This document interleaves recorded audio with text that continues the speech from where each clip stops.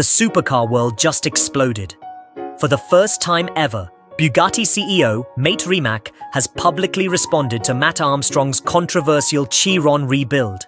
And what happened next completely changed everything.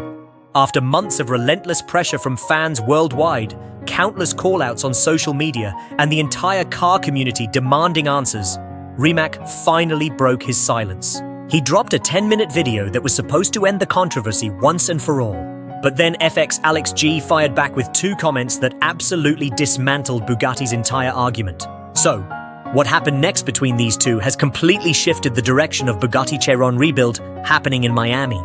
If you want to see how this drama unfolds, hit that subscribe button right now, because this story is about to get wild. Let's start with what Rimac actually said. His video addressed the elephant in the room: why Bugatti won't sell parts for the crashed Chiron Pur Sport. His first move was debunking the price rumors that have been circulating online. You've probably heard about those infamous $150,000 headlights, right? The internet has been going crazy over them. Well, Rimac claims the real price is actually $25,000 per headlight, so it's $50,000 for the pair. There's online stories about Bugatti headlights being $150,000 per pair, but it's not the case. It's actually $25,000 per headlight, so $50,000 for the full front system. Don't get me wrong, $50,000 for headlights is still absolutely insane. That's more than most people's entire cars. But it's not quite the ridiculous number everyone's been throwing around. Rimac explained that developing headlights for a hypercar costs tens of millions of euros in research and development. When you're only producing a limited number of vehicles, the math means each component has to be expensive. But here's where things get serious. Rimac didn't just talk about prices. He got specific about the crashed Bugatti Chiron. He revealed that this Chiron has hidden structural damage to the monocoque, which isn't visible from the outside. And if something big happens, and that car was in a big accident, you don't see all the damage, unfortunately. Like the gearbox broke, the gearbox housing broke, and also there is structural damage on the monocoque from underneath that you don't see, not the front, but underneath. The gearbox housing is broken, and properly repairing a car that's engineered to exceed 250 miles per hour requires factory-level facilities that independent garages simply don't have. Think about that for a second. This isn't just a crashed car, it's a 1,600 horsepower hypercar with structural damage to its carbon fiber chassis, the kind of damage that could be catastrophic if not repaired correctly. This is where Rimac's core argument comes in: safety. He claims Bugatti can't support this rebuild because components like airbags are specifically calibrated for the Chiron's crash dynamics. These aren't generic parts you can just swap in. Every component is engineered to work together as a complete system. In his video, Rimac pointed out that even Bugatti's own engineers, with all their resources and factory equipment, sometimes need help to get airbag calibration right. So how could an independent garage possibly do it safely? According to Rimac, parts that physically fit but weren't engineered for this exact application could be dangerous. He's talking about the potential for serious injury if something goes wrong while driving at 200 miles per hour. His conclusion was pretty blunt. Bugatti made a good offer to repair the car at their factory. But FX Alex G chose independent repair instead to generate clicks and views for YouTube content. Rimac says he respects Matt Armstrong and what he does, but supporting this rebuild simply isn't safe or appropriate for the Bugatti brand. They have a responsibility to their customers and safety standards that they can't compromise. On the surface, that sounds reasonable, right? A manufacturer concerned about safety. But wait, because this is where the story takes a major turn. Here's what Bugatti doesn't seem to understand. Matt Armstrong isn't trying to restore this car to factory specifications. That ship has sailed. Without Bugatti's cooperation, returning this car to original condition is literally impossible. Instead, Matt is proving something much more important. He's trying to prove that independent hypercar rebuilds are viable even when manufacturers refuse to help. And that's a game changer for the entire industry. Without Bugatti selling parts, Matt is forced into creative solutions for almost every single component on this car. Let me break down what he's actually facing. First, the front aluminum structure needs complete custom reconstruction. That iconic Bugatti horseshoe grille shape isn't just for looks, it's structural. Replicating it to handle the loads from a 1,600 horsepower hypercar requires serious metalworking expertise. We're talking master fabricators, not your average body shop. Second, the radiators. These aren't generic parts that Matt can order from anywhere. Third, the carbon fiber body panels.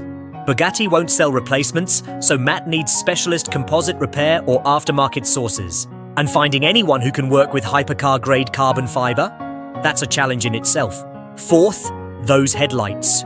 Even at Rimac's corrected price of $50,000 for the pair, that's completely out of budget for an independent rebuild. Matt needs aftermarket or custom solutions that Bugatti will never approve of.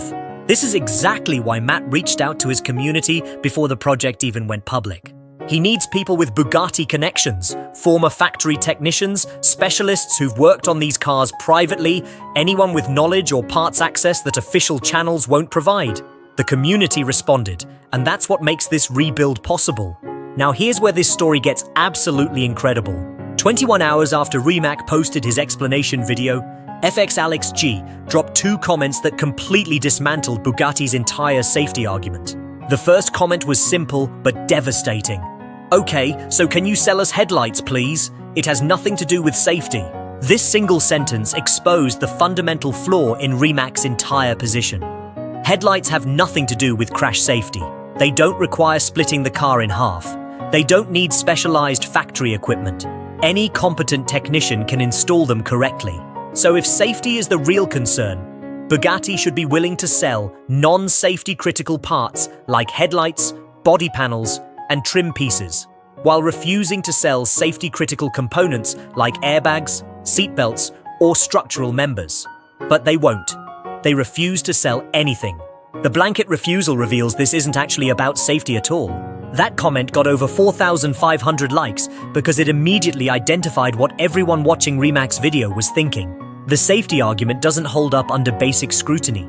But then FX Alex G's second comment went even harder, and honestly, it was absolutely savage. He wrote, "Can I get an allocation for the tourbillon since it's not built with other car parts?" Let me explain why this is so brilliant.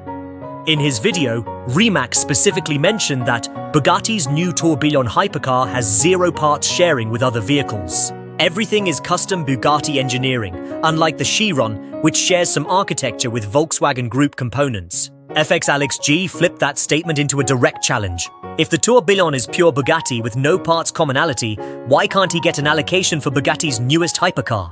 This exposed Bugatti's arbitrary gatekeeping in the most public way possible. Think about this. FX Alex G bought his Chiron Pur Sport brand new from Bugatti. He's a legitimate customer who paid full price for one of only 60 Bugatti Chiron Pur Sport ever produced. He's exactly the kind of customer Bugatti claims to value. Yet Bugatti won't support his repair. And based on this comment, they apparently won't allocate him future vehicles either, presumably because he didn't comply with their corporate preferences. That comment showed that FX Alex G isn't intimidated by corporate pressure from a multi-billion-dollar hypercar manufacturer. Rimac's public response and FX Alex G's brutal comeback have completely shifted what this rebuild represents. Initially, this was just another ambitious Matt Armstrong project. Buy a crashed exotic car, document the rebuild, prove it can be done. The same formula that's worked for Lamborghinis, Ferraris, and G-Wagons. But now, this rebuild has become symbolic. It's not just about fixing one crashed Chiron anymore. This is about whether manufacturers can use safety as justification to block all independent repairs, even for components that have absolutely nothing to do with safety. This is about the future of exotic car ownership. Here's the question that matters. Do you actually own your car, or are you just leasing it from manufacturers who maintain permanent control through parts monopolies? Bugatti's position that they can refuse to sell any parts for safety reasons could become the template other manufacturers adopt. If it works for Bugatti, why wouldn't Ferrari do the same? Why not Lamborghini? Suddenly, every exotic car owner is at the mercy of manufacturer goodwill. Crash your car? Only the factory can fix it, at whatever price they want to charge, with whatever timeline they choose. But Matt's rebuild represents the counter-argument. It proves that skilled independent builders can repair these cars safely without manufacturer permission, if given access to parts and technical information. Every part Matt successfully sources through alternative channels proves independent hypercar repair is viable. Every fabricated component that works correctly undermines Bugatti's claim that only factory resources can handle these repairs. The Bugatti CEO has publicly explained why this rebuild shouldn't happen. FX Alex G has publicly rejected that explanation and called out the logical holes in their argument. Well, the rebuild continues regardless. Parts will be sourced through channels Bugatti can't control. Fabrication will happen at CV Customs, not Bugatti's factory in France. Matt will document every challenge, every setback, every creative solution. Whether this rebuild succeeds or fails, the entire automotive world is watching.